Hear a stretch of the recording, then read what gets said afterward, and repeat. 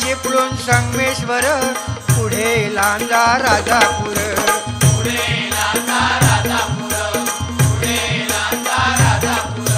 दापोली खेड गुहागर रत्नागिरी जिल्ह्यावर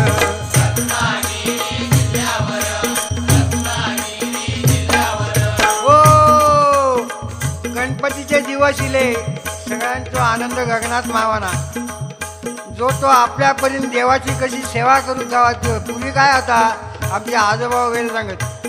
त्या गणपतीची किंमत फक्त ₹1.5 होतो